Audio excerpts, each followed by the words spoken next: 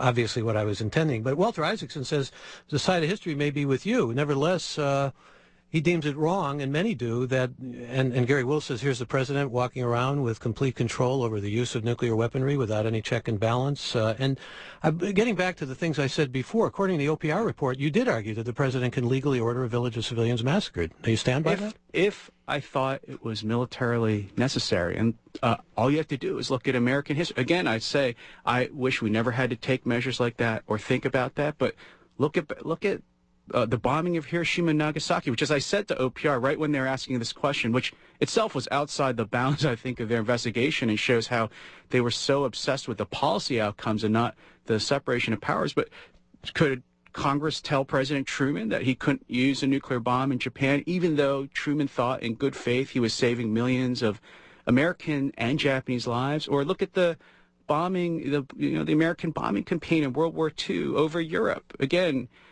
terrible things that the country had to do to bring the war to a faster conclusion, and in the longer run, perhaps save more American and German lives. I mean, this is a terrible decision. No one has to make it, but someone has to, and you're going to get criticized no matter which side you come out on. My only point is that the government places those decisions in the president, and the Congress doesn't like it. They can cut off funds for it, or they could impeach him. Yeah, well, Gary Wills also points out, and you write about Lincoln suspending habeas corpus, and you write about the example of the Nisei being put in concentration camps.